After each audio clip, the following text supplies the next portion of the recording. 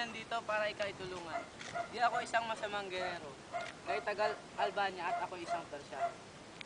Ibig sabihin nun, tayo pala yung magkalaban. Oo, natapwat wag mo akong itulad sa aking mga kabaro. Hindi ako isang barbaro tulad nila. Ganon ba?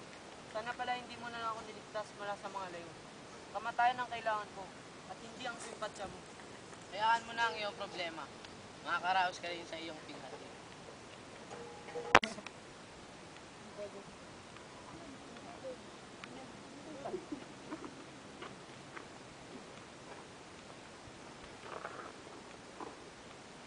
O ito ang pagkain at kumain ka ng marami para manumbalik ang iyong lakas. Maraming salamat talaga. Kundi dahil sa iyong kabaitan ay hindi ko masisilayan ang sikat ng Wag na. haring-araw. Makalipas ang isang araw. O ito, kumain ka na ulit. Ako, nagkabala ka pa. Balik tayo sa kahapon. Bakit ka nga pala nakatali doon? Ano ba talaga ang nangyari? Kasi ganito yan. Kinuha ni Conde Adolfo ang aking kasintahan na si Laura. Sino si Laura?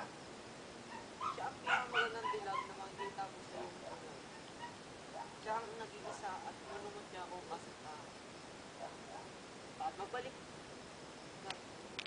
Sa isang dako ng Albania ko, unang natanaw ang mundo. Ang mga magulang ko ay sina Prinsesa Floresca at Duque Breseo.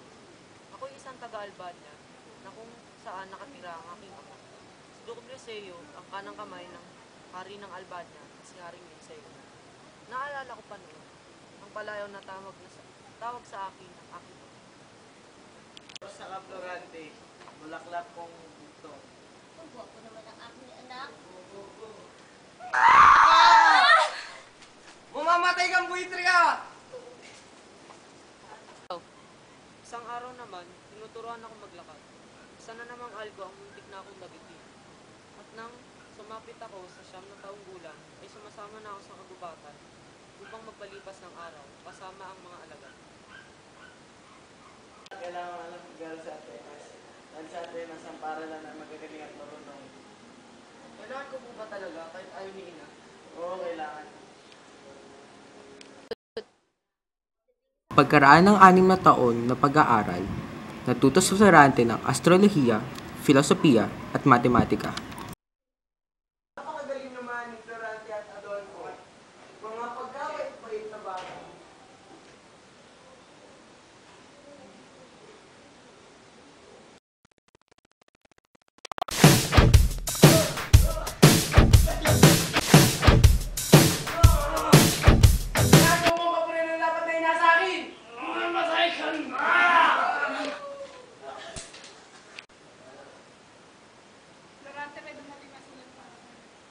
Sa mga taon na nandito ako sa Atenas, ay ngayon lang ako nakatanggap ng sulat nila. Matignan mo. Florante, ikinalulungkot kong sabihin na pumanaw na ang iyong ama.